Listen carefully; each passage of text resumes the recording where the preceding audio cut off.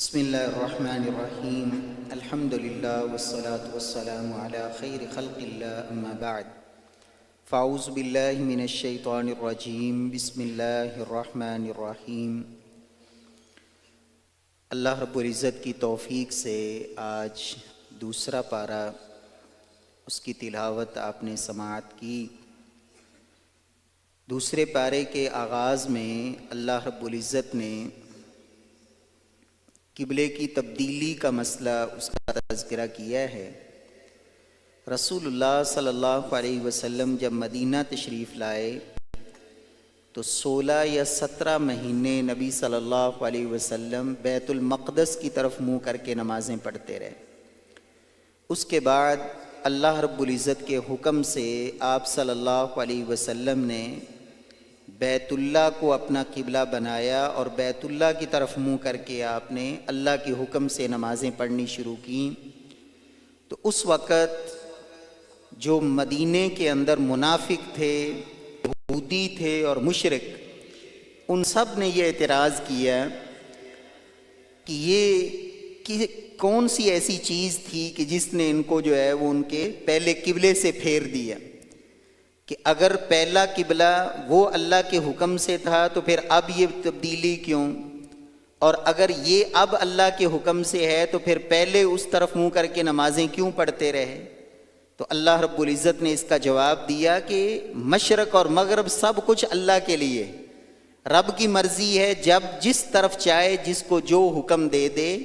اصل مسئلہ یہ ہے کہ اللہ کے حکم کی تعمیل کون کرتا ہے اور رب کے حکم کو دل سے تسلیم کون کرتا ہے۔ تو صحابہ کرام رضوان اللہ علیہ مجمعین جو پکے مومن تھے، موحد تھے، ایمان والے تھے، انہوں نے جیسے پہلے اللہ کے حکم سے بیت المقدس کی طرف منہ کر کے نمازیں پڑھی، پھر انہوں نے اپنے اللہ کے حکم سے جو ہے وہ رخ بیت اللہ کی طرف پھیر لیا۔ یہاں صحابہ کرام کے حوالے سے ایک اور مسئلہ جو اللہ رب العزت نے یہاں ذکر کیا کہ کچھ صحابہ کرام جب یہ بیت اللہ کی طرف قبلہ یہ بنایا گیا اور اس طرف منہ کر کے نمازیں پڑھنے کا حکم دیا گیا، تو اس سے پہلے کچھ صحابہ کرام ایسے تھے جو شہید ہو گئے یا فوت ہو گئے، اور ان کی نمازیں ساری کی ساری وہ بیت المقدس کی طرف تھیں۔ تو صحابہ کرام کے دلوں میں یہ خیال پیدا ہوا کہ ان لوگوں کی نمازوں کا کیا بنے گا۔ تو اللہ رب العزت نے فرمایا وَمَا كَانَ اللَّهُ لِيُضِيعَ إِيمَانَكُمْ، اللہ رب العزت تمہاری نمازوں کو ضائع نہیں کریں گے۔ تو یہاں اللہ رب العزت نے نماز کو ایمان قرار دیا۔ اس کا مطلب یہ ہے کہ نماز ہے تو ایمان ہے، اور نماز نہیں تو ایمان نہیں۔ امام بخاری رحمہ اللہ صحیح بخاری میں باقاعدہ یہ آیات لا کر اور اللہ کے رسول کی احادیث لا کر انہوں نے یہ مسئلہ ثابت کیا ہے کہ یہ جو اعمال ہیں یہ ایمان کا جز ہیں۔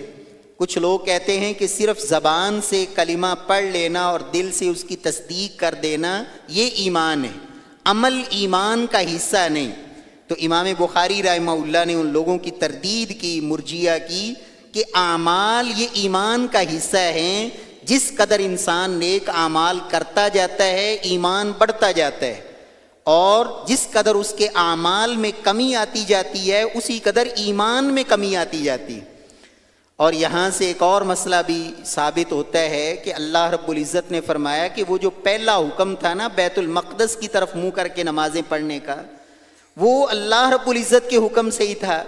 اب قرآن مجید میں اس کی کہیں صراحت نہیں ہے، تو معلوم ہوا کہ جو اللہ کے نبی صلی اللہ علیہ وسلم 16 یا 17 مہینے بیت المقدس کی طرف منہ کر کے نمازیں پڑھتے رہے، وہ اللہ کے حکم سے تھا، اور وہ حکم قرآن میں کہیں نہیں ہے۔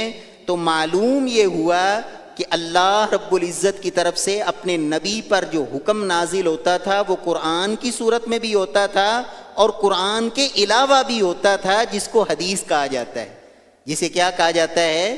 حدیث کہا جاتا ہے۔ لہٰذا جو لوگ یہ کہتے ہیں کہ حدیث کی ضرورت نہیں، اس کا مطلب یہ ہے کہ وہ قرآن مجید حقیقت میں اس کا ہی انکار کر رہے ہیں۔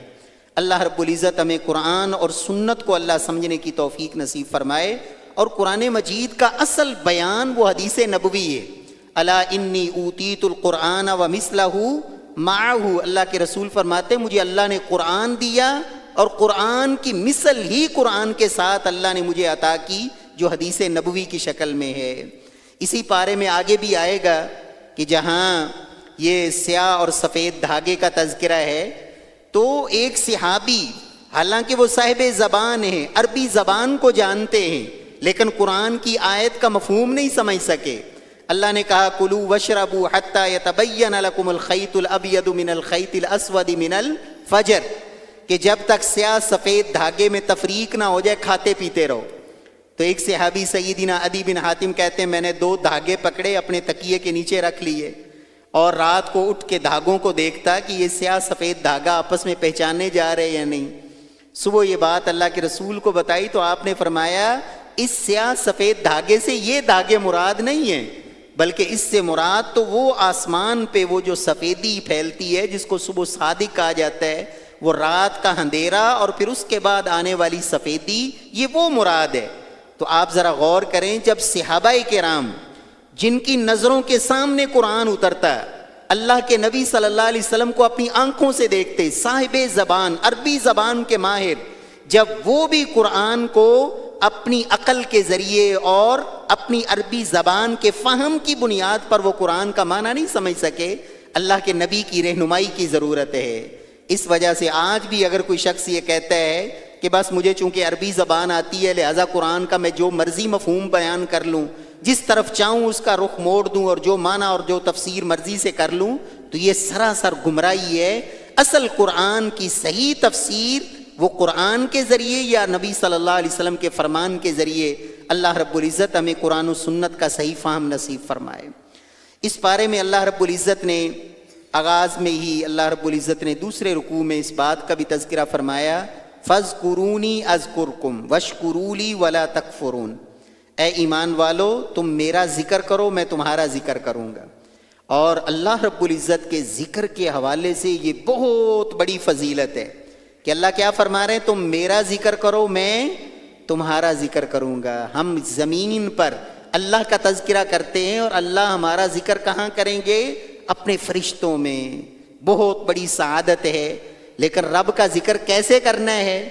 قرآن مجید میں ہی اللہ نے فرمایا وَاذْكُرُوا كَمَا هَدَاكُمْ، ذکر ویسے کرنا ہے جیسے اللہ نے تمہیں سکھایا ہے۔ تو آج ذکر کے بھی کئی طریقے آ گئے ہیں، بناوٹی طریقے ہیں نا۔ لوگ جو ہے کوئی کہتے ہیں جی صرف ہو کا ذکر کریں، ہو کا ذکر۔ رسول اللہ صلی اللہ علیہ وسلم سے پوری زندگی میں یہ ذکر ثابت نہیں۔ کچھ کہتے ہیں جی حق کا ذکر کریں، حق کا جو ہے نا وہ ذکر۔ اسی طرح صرف اللہ یہ ذکر نبی صلی اللہ علیہ وسلم نے یہ نہیں سکھایا۔ اسی طرح کچھ کہتے ہیں جی آپ صرف لا الہ اتنا ذکر کریں 6 مہینے، پھر اگلے 6 مہینے الا اللہ کا ذکر کریں۔ یہ سراسر گمراہیاں ہیں۔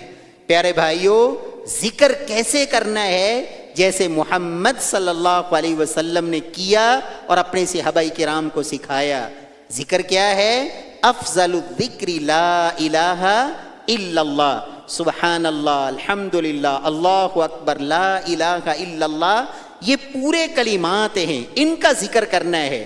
لیکن کیسے؟ انفرادی اجتماعی ذکر، نماز کے بعد ایک لے میں سب کا مل کے ذکر کرنا، یہ بدعت ہے، دین میں اضافہ ہے۔ پھر ذکر کے دوران اچھلنا کودنا اور مسجد کے اندر جو ہے نا اس کو اکھاڑا بنا لینا، یہ محمد مصطفیٰ صلی اللہ علیہ وسلم کی تعلیم نہیں ہے۔ اللہ کا ذکر کریں، سنت کے مطابق کریں، اللہ کا ذکر کریں معنی پہ غور کر کے، سمجھ کر، سوچ کر۔ یہ نہیں کہ زبان سے ذکر چل رہا ہے اور سوچیں کہیں اور ہیں، اور ادھر جو ہے نا تسبیح پہ دانے کی جو ہے نا وہ گرائے جا رہے ہیں، اور زبان سے کئی کہانیاں کسے چل رہے ہیں، ادھر تسبیح چل رہی ہے۔ تو اس طرح کا ذکر میرے اللہ کو پسند نہیں ہے، اس لیے کہ یہ اللہ کے رسول نے سکھایا نہیں ہے۔ نبی صلی اللہ علیہ وسلم نے ایک دعا سکھائی ہے۔ کیا دعا ہے؟ ہر نماز کے بعد سیدنا معاذ کو کہا تھا، معاذ اللہ کی قسم مجھے تجھ سے بڑی محبت ہے۔ قربان جائیں اس صحابی کی شان پر، کیا شان ہے کہ اللہ کے رسول کہہ رہے ہیں کہ معاذ مجھے تجھ سے محبت ہے۔ کیا کرنا ہے؟ فرمایا کسی بھی فرض نماز کے بعد تم نے یہ ذکر نہیں چھوڑنا، ربی اعنی علی ذکری کا و شکری کا و حسنی عبادتک، اے اللہ میری مدد فرما کہ میں تیرا بہترین ذکر کر سکوں، تیرا شکر ادا کر سکوں، اور اے پروردگار میں تیری خوبصورت عبادت کر سکوں۔ اللہ رب العزت نے یہاں ان لوگوں کا تذکرہ کیا جنہیں کوئی مصیبت آتی ہے تو مصیبت کے موقع پہ کیا کہتے ہیں، وہ جو ہے نا واہ ویلا نہیں کرتے۔ مصیبت کے موقع پہ اپنے بال نوچنا، گریبان چاک کرنا، سینے پہ تھپڑ مارنا، چہرے پہ تھپڑ مارنا، اللہ کے رسول نے فرمایا لیس منا، ایسا کرنے والوں کا ہم سے کوئی تعلق نہیں۔ لیس منا من ضرب الخدود وشق الجیوب ودعا بدعوى الجاہلیہ، بلکہ ایمان والوں کا طریقہ کیا ہوتا ہے، الذین اذا اصابتهم مصیبہ قالوا انا للہ وانا الیہ راجعون۔ ایمان والوں کو جب کوئی مصیبت، پریشانی، دکھ، تکلیف آتی ہے تو وہ کہتے ہیں انا للہ وانا الیہ راجعون۔ اس موقع پہ اللہ کے رسول نے ایک دعا بھی سکھائی ہے۔ سیدہ ام سلمہ رضی اللہ تعالیٰ عنہ فرماتی ہیں اللہ کے رسول نے فرمایا جب کسی کا کوئی عزیز دنیا سے چلا جائے، کسی کو کوئی مصیبت آئے، پریشانی آئے، وہ اللہ سے یہ دعا مانگے تو اللہ اس سے بہتر بدل اللہ اسے نصیب فرما دیتے ہیں۔ دعا کیا ہے، اللہم اجرنی فی مصیبتی واخلف لی خیرا منہا، اے اللہ میرے اوپر یہ جو مصیبت، پریشانی، دکھ، تکلیف، یہ صدمہ آیا، اللہ اس کا مجھے اجر نصیب فرما اور مجھے اس کا بہترین بدل نصیب فرما۔ تو سیدہ ام سلمہ فرماتی ہیں کہ جب میرے شوہر ابو سلمہ فوت ہوئے نا تو میں نے یہ دعا تو پڑھ لی اس لیے کہ اللہ کے رسول کی تعلیم تھی، لیکن میں سوچ رہی تھی کہ ابو سلمہ سے بہتر دنیا میں کوئی انسان ہو ہی نہیں سکتا، وہ میرا شوہر اتنا اچھا انسان تھا، لیکن دعا جب میں نے پڑھ لی تو بعد میں اللہ نے مجھے اپنے شوہر سے بہتر اللہ نے بدل کیا عطا کیا کہ محمد مصطفیٰ صلی اللہ علیہ وسلم نے ان سے نکاح کیا اور اللہ نے ان کو ام المؤمنین بنا دیا۔ اللہ رب العزت نے یہاں اہل ایمان کا تذکرہ کیا ہے کہ وہ اللہ کی محبت میں بڑے سچے ہوتے ہیں۔ وَمِنَ النَّاسِ مَن يَتَّخِذُ مِن دُونِ اللَّهِ أَندَادًا يُحِبُّونَهُمْ كَحُبِّ اللَّهِ وَالَّذِينَ آمَنُوا أَشَدُّ حُبًّا لِلَّهِ، ایمان والے سب سے بڑھ کے کس سے محبت کرتے ہیں، بولیں اللہ رب العزت سے۔ اللہ والوں کی سب سے بڑھ کے محبت اللہ کی ذات کے ساتھ، اور جو اللہ کے ساتھ شریک بنانے والے ہیں، جو رب کی ذات کے علاوہ اوروں کو اپنا مشکل کشا ماننے والے، اوروں کو اپنی مدد کے لیے پکارنے والے اور اوروں کی محبت کو اپنے دل میں بسانے والے، یہ مشرک لوگ کیا کرتے ہیں، اللہ فرماتے ہیں یہ اپنے ان معبودان باطلہ سے ویسی محبت کرتے ہیں جیسے اللہ سے محبت کرتے ہیں۔ آج اللہ رب العزت ہدایت دے، ہمارے مسلمانوں میں کئی نام نہاد اس طرح کے صوفیاء کے سلسلے ہیں۔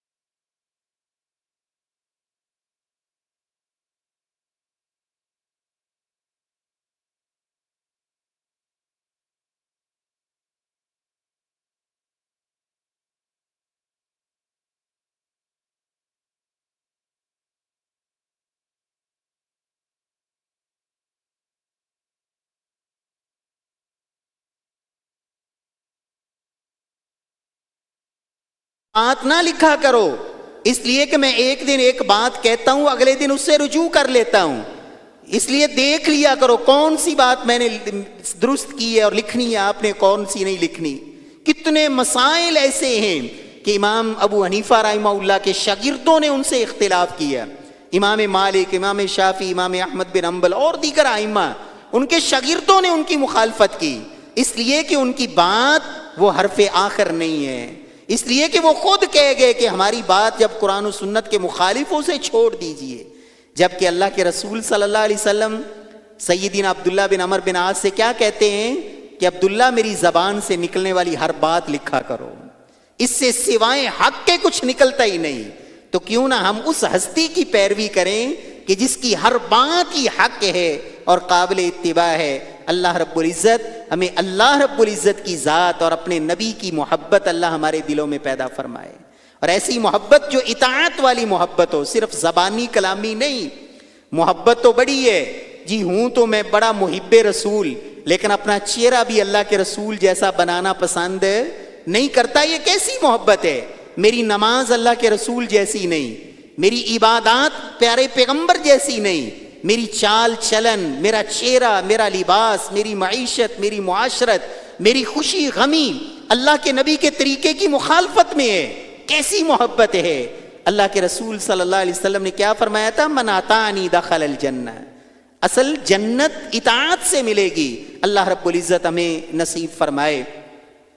اسی طرح اس بارے میں اللہ رب العزت نے قصاص کا تذکرہ کیا، فرمایا وَلَكُمْ فِي الْقِصَاصِ حَيَاةٌ يَا أُولِي الْأَلْبَابِ، کہ جب کوئی کسی کو قتل کر دے تو قصاص میں اس کو بھی قتل کیا جائے گا، اس کے اوپر حد نافذ کی جائے گی۔ اگر وہ رسا معاف نہیں کرتے، دیت نہیں لیتے، معاف نہیں کرتے، تو پھر حاکم وقت کا یہ کام ہے کہ قصاص میں اس کو قتل کیا جائے۔ تو اللہ فرماتے ہیں قصاص میں زندگی ہے، حالانکہ جب کسی کو قصاص میں قتل کیا جائے گا تو زندگی ختم ہوگی نا، لیکن اللہ رب العزت نے اس کو زندگی قرار دیا، اس لیے کہ جب ایک قاتل کو قصاص میں قتل کیا جائے گا تو نتیجتاً کتنے ایسے لوگ ہوں گے جو قتل کرنے سے رک جائیں گے، جب انہیں پتا ہوگا کہ اگر میں نے کسی کو قتل کیا تو میری بھی گردن اڑا دی جائے گی، تو پھر وہ قتل نہیں کریں گے۔ اس وجہ سے اللہ کی حدود کا نفاذ زمین کے اوپر یہ بڑی برکتوں کا باعث ہے۔ آج بھی آپ دیکھیں حرمین اور سعودی عرب، یہ وہ علاقہ جہاں اللہ کا قانون اور حدود اللہ کا نفاذ ہے، کس قدر وہاں امن ہے، سکون ہے۔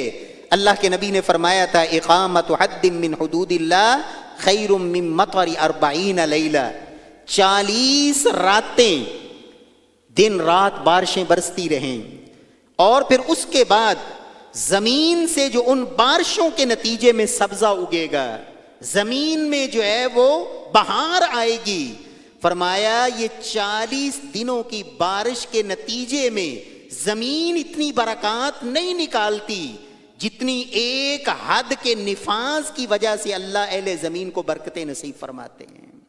اللہ رب العزت سے دعا ہے کہ اللہ ہمیں قرآن و سنت والا قانون اللہ ہمیں نصیب فرما دے، اور اس کی بالادستی اللہ ہمیں نصیب فرما دے۔ قرآن مجید میں یہاں اللہ رب العزت نے اس کے بعد اس پارے میں، دوسرے پارے میں روزوں کا تذکرہ کیا، اور یہ پورا رکوع ہے، تفصیل سے اس میں روزے کے مسائل کا بھی تذکرہ ہے، احکام کا بھی ذکر ہے، لیکن یہاں ایک درمیان میں اللہ نے ایک بات کہی ہے، اذا سألک عبادی عنی فانی قریب۔ پہلے بھی روزوں کا تذکرہ، بعد میں بھی روزوں کے مسائل، درمیان میں دعا کا تذکرہ ہے۔ تو اہل علم نے یہاں لکھا ہے کہ روزے کا دعا سے بڑا تعلق ہے، اس لیے انسان کو روزے میں کثرت سے دعائیں کرنی چاہیے۔ افطاری کے وقت دعا کریں، کسی وقت بھی اللہ آپ کو موقع دے، وقت ضائع نہ کریں، اذان اور نماز کے درمیان کا وقت ہے، آپ دعائیں کریں، افطاری کے وقت دعائیں کریں، صبح سحری کے وقت اٹھ کر آپ دعائیں کریں۔ گھروں کے اندر مائیں بہنیں بیٹیاں اٹھ جاتی ہیں کتنا وقت پہلے، تو مرد حضرات سوئے ہوئے ہیں، کیوں جی؟ جب وہ اٹھ گئی ہیں تو آپ بھی اٹھ جائیں، وقت کو قیمتی بنائیں۔ والمستغفرین بالاسحار، سحری کا وقت آپ اللہ سے معافی مانگیں، بڑا قیمتی یہ وقت ہوتا ہے۔ اللہ ہمیں توفیق نصیب فرمائے۔ اللہ نے اس امت کو یہ آسانی دی، پہلی امتوں میں روزہ بڑا مشکل تھا، رات کو انہوں نے شام کو روزہ افطار کیا تو رات سونے سے پہلے پہلے، عشاء کی نماز سے پہلے پہلے وہ بس کھا پی سکتے تھے، سحری کا کوئی تصور نہیں تھا۔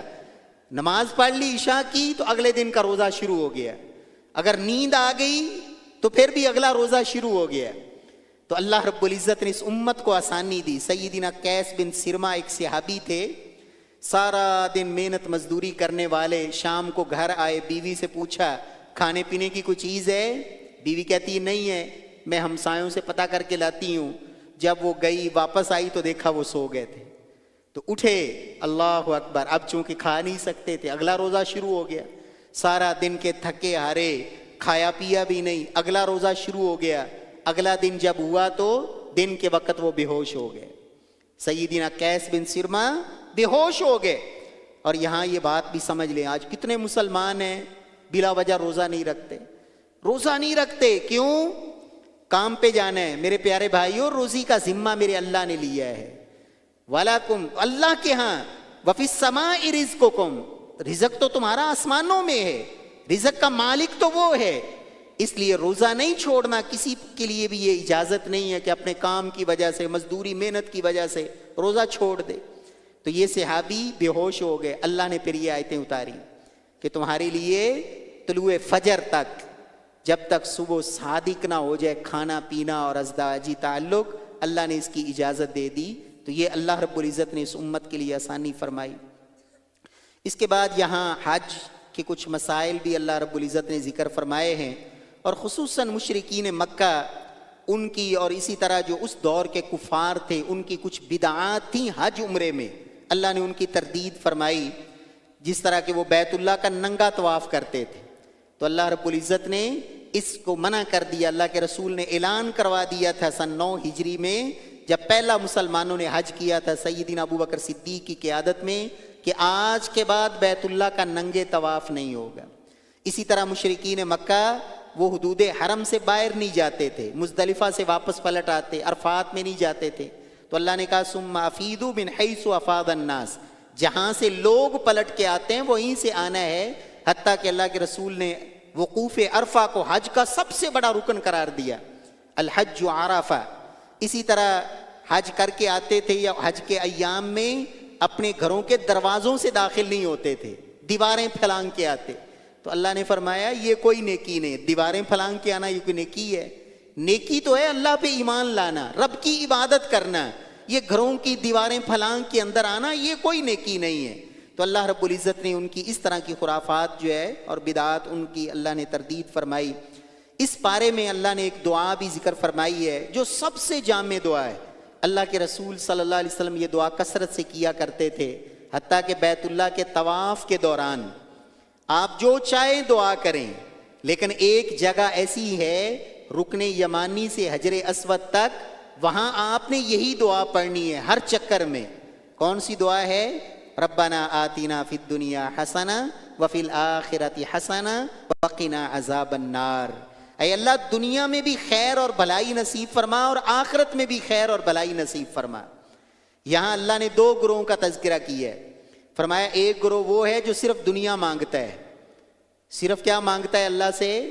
دنیا، ان کا آخرت میں کوئی حصہ نہیں۔ دوسرا گروہ وہ ہے جو اللہ سے دنیا بھی مانگتا ہے اور آخرت بھی مانگتا ہے، یہ ہیں ایمان والے۔ تیسرے گروہ کا رب نے ذکر نہیں کیا، یہ بات سمجھ لیں۔ اور وہ کیا ہے؟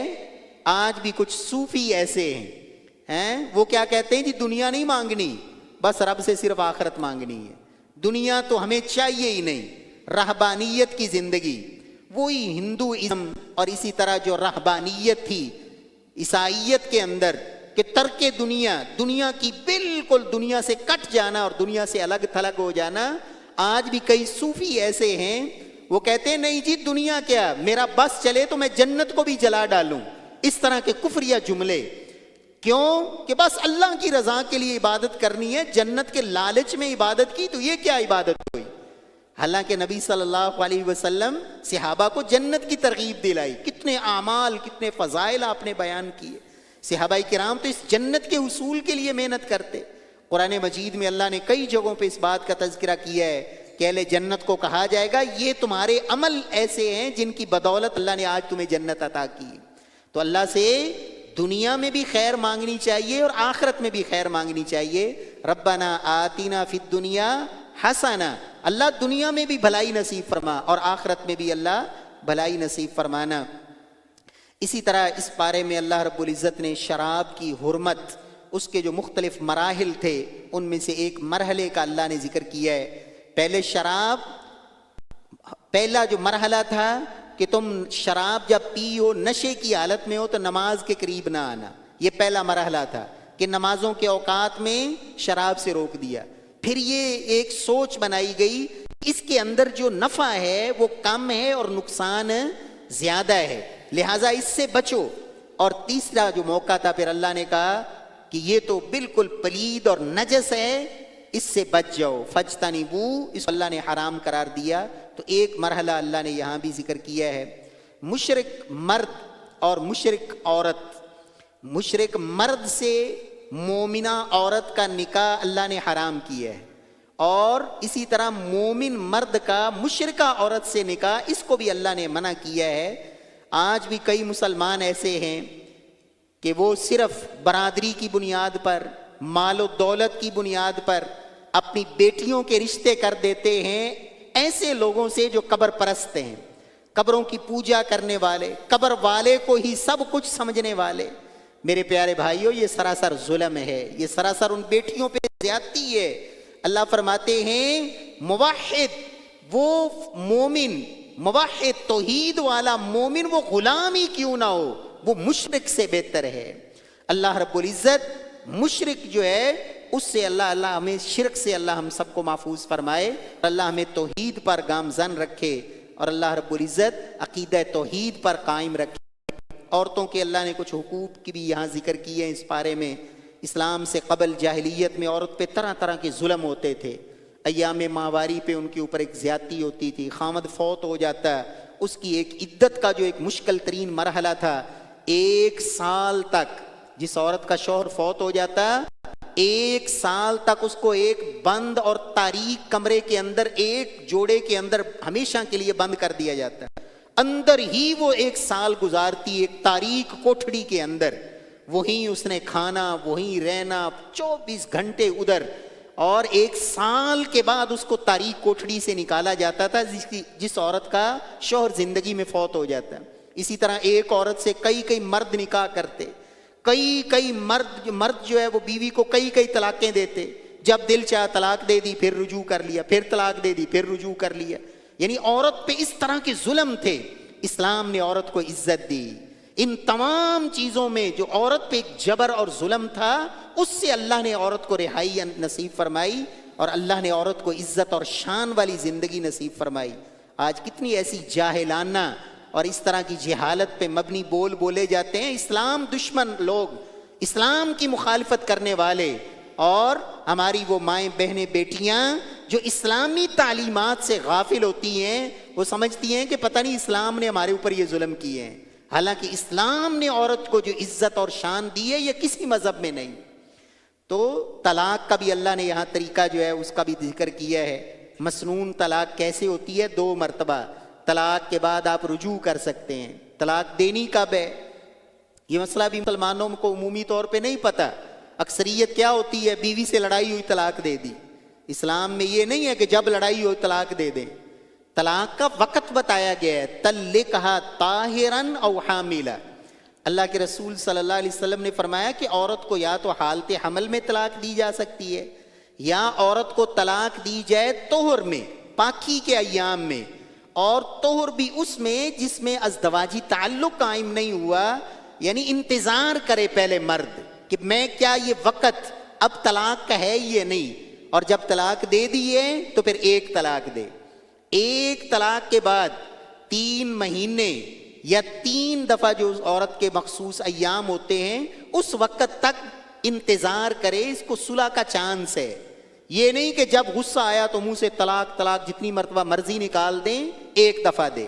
اس کے بعد 3 مہینوں تک اس کو اختیار ہے صلح کر لے. نہیں کری صلح تو اس کے بعد عورت فارغ ہے، وہ جا کے آگے شادی کرنا چاہے کر سکتی ہے. یہ ضروری نہیں کہ آپ نے 3 طلاقیں دینی ہیں. 1 طلاق کے بعد بھی عدت ختم ہو گئی، اس کے بعد بھی آپ کا ذہن بنے گا تو آپ پھر بھی صلح کر سکتے ہیں. اور وہ کیسے ہوگی؟ تجدید نکاح کے ساتھ. تو دوسرے طلاق کے ساتھ پھر یہی چانس ہے صلح کا بھی اور تجدید نکاح کا. جب تیسری طلاق دی کسی اور موقع پہ، اس کے بعد پھر صلح کا چانس ختم ہو جاتا ہے. اسی طرح طلاق کے بعد عورت کو گھر سے نہ نکالا جائے. مرد نے 1 طلاق رجعی دی ہے، عورت مرد کے گھر میں رہے گی. اس کو کھانا دینا، رہائش دینا، یہ مرد کی ذمہ داری ہے، اور اس میں بھی ایک حکمت ہے تاکہ ان کے صلح کا چانس بڑھ جائے۔ تو بہرحال اسلام نے جو ہے یہ گھر بسانے کی راہیں نکالی، لیکن اللہ رب العزت معاف فرمائے آج بہت سارے لوگ ایک ہی مجلس کی جو ہے نا وہ 3 طلاقیں جب 3 دفعہ کہہ دیا تو کہتے ہیں پکی پکی بیوی اب حرام ہو گئی۔ جی اب حلال کیسے ہوگی؟ وہ پھر حلالے کا ایک طریقہ نکالا، وہ حلالہ نہیں بلکہ حرامہ ہے۔ یہ تو بہت بڑا ظلم ہے اس عورت کے اوپر۔ اسلام میں حلالے کا کوئی تصور نہیں، اللہ کے نبی نے لعنت کی ہے اس کو اور کرائے کا سانڈ قرار دیا۔ اس عورت کی یہ عزت لٹتی ہے، اسلام میں اس کی کوئی گنجائش نہیں۔ تو اللہ رب العزت نے اس کا باقاعدہ یہاں احکام اور مسائل ذکر کیے ہیں۔ یہی وجہ ہے کہ شادی ہو گئی، جہالت یہ ہے کہ زندگی گزار رہے ہیں لیکن جو اپنے متعلقہ مسائل ہیں اس کو بھی سیکھنے کی کوشش نہیں کرتے۔ اللہ رب العزت ہمیں قرآن کو سمجھنے کی اور اس پہ اللہ عمل کی توفیق نصیب فرمائے۔ اس کے بعد اللہ رب العزت نے طلاق کے مسائل کے درمیان میں ہی اللہ نے نمازوں کا ذکر کیا، اور خصوصاً عصر کی نماز، حافظوا علی الصلوات والصلاۃ الوسطی، لوگوں نمازوں کی حفاظت کرو اور خصوصاً درمیانی نماز۔ مسائل تو طلاق کے چل رہے تھے، درمیان میں نماز کیسے آ گئی؟ یہاں بھی مفسرین نے ایک بات لکھی ہے کہ عمومی طور پر یہ جو گھروں میں لڑائیاں ہیں، یہ جھگڑے ہیں اور بات طلاقوں تک چلی جاتی ہے، یہ نتیجہ ہوتا ہے جب گھروں میں نماز نہیں پڑھی جاتی۔ اس لیے کہ جہاں بے نماز ہیں وہاں شیطان کے ڈیرے ہیں، جہاں صبح گھر میں نہ باپ اٹھا، نہ بیٹی اٹھی، نہ بیٹا اٹھا، نہ بیوی اٹھی، گھر کا گھر جو ہے وہ نحوست کے وہاں ڈیرے ہیں۔ شیطان پیشاب کر گیا ان کے کانوں کے اندر اور ان کی ناک کے اندر، ساری رات اس نے نتھنوں میں گزاری، یہ صبح کرتے ہیں خبیث النفس۔ وہاں اللہ رب العزت کی رحمت کہاں سے آئے گی؟ وہاں پھر یہ نفرتیں پیدا ہوتی ہیں، وہاں پھر یہ طلاقوں کی نوبت آتی ہے۔ اس لیے کہا نمازوں کی حفاظت کرو۔ اس کے بعد آخر میں اللہ رب العزت نے طالوت کا قصہ ذکر کیا ہے۔ سیدنا داؤد علیہ السلام ان کی زندگی میں یہ واقعہ جو ہے نا کہ طالوت اور جالوت کا قصہ، تو یہ ایک بڑا جابر بادشاہ تھا، اس کے مقابلے کا اللہ نے حکم دیا ایک مسلمانوں کا۔ وہاں اس وقت کے جو اللہ کو ماننے والے تھے ان کا لشکر چلا، اللہ نے ان کی آزمائش کی کہ راستے میں ایک نہر آئی تھی، حکم دیا کہ اس سے پانی نہیں پینا، تو صرف 310 یا 313 وہی تعداد جو بدر میں صحابہ کی تھی، اتنے لوگوں نے ہی رب کا حکم مانا، باقی سب نے پانی پی لیا۔ تو جب پانی پیا تو وہ پانی جسے پینا اللہ نے ان پر حرام کیا تھا، وہ چند گھونٹ جب پیٹ میں اترے تو فوراً کہہ اٹھے لا طاقت لنا اليوم بجالوت وجنودی، اب ہم میں لڑنے کی اور کفار کا مقابلہ کرنے کی طاقت نہیں۔ یہاں سمجھ یہ آتی ہے کہ جو حرام کھانے والی قوم ہوتی ہے نا، سود کھانے والی، رشوت کھانے والی، دھوکے اور فراڈ کی کمائی اور دولت اور حرام کے پیسے پہ پلنے والے، وہ کبھی بھی کفار کے مقابلے میں کھڑے نہیں ہو سکتے، اس لیے کہ ان کی ایمانی غیرت اور قوت ہی ختم ہو جاتی ہے۔ ہمیشہ کفار کے مقابلے میں اللہ کے دین کے غلبے کے لیے وہی لوگ کھڑے ہوتے ہیں جو حلال کھانے والے ہوں۔ حرام کا نوالا جب پیٹ میں اترتا ہے تو پھر ایمان کی قوت جو ہے وہ انسان سے نکل جاتی ہے۔ تو صرف 313 تھے جنہوں نے وہ رب کا حکم مان کر وہ نہر کا پانی نہیں پیا۔ اب یہ تھوڑے تھے، کافروں کا لشکر بہت بڑا تھا، لیکن اللہ رب العزت نے ان 313 کو اللہ نے ان پہ غلبہ عطا کیا۔ صحابہ کہتے تھے جس طرح بدر میں صحابہ کی تعداد تھوڑی تھی اور مقابلے میں کافروں کی تعداد زیادہ تھی، لیکن رب کی نصرت، اللہ کی مدد، رب سے یہ دعا کرتے ہیں اہل ایمان، ربنا افرغ علینا صبرا، اللہ ہمیں صبر نصیب فرمانا۔ اس لیے کہ جب صبر آتا ہے تو پھر اگلے لفظ وثبت اقدامنا، پھر اللہ ثابت قدمی بھی نصیب فرماتے ہیں، وانصرنا علی القوم الکافرین، اور کافروں کے خلاف اللہ پھر مدد بھی کرتے ہیں۔ اللہ رب العزت ہمیں حلال کھانے والا بنائے، اللہ ہمارے حکمرانوں کو بھی اللہ رب العزت یہ ہدایت نصیب فرمائے، اور رب کائنات ہم سب کو ایمانی جرت اور ایمانی غیرت اللہ نصیب فرمائے۔ امت مسلمہ کے اندر اللہ رب العزت اتفاق اور اتحاد پیدا فرمائے تاکہ امت مسلمہ کفار کے مقابلے میں متحد ہو سکے اور اللہ کے دین کو غالب کر سکیں اور اپنے مظلوم مسلمان بھائیوں کی دنیا کے کونے کونے میں جہاں بھی وہ پس رہے ہیں ان کی مدد کے لیے کھڑے ہو سکیں۔ یہ قوت اور طاقت اللہ پھر عطا کرتے ہیں جب پیٹ میں حلال جاتا ہو۔ اللہ رب العزت ہمیں قرآن و سنت کو سمجھ کر اللہ عمل کی توفیق نصیب فرمائے۔ وَأَقُولُ قَوْلِي هَذَا وَآخِرُ دَعْوَانَا أَنِ الْحَمْدُ لِلَّهِ رَبِّ الْعَالَمِينَ۔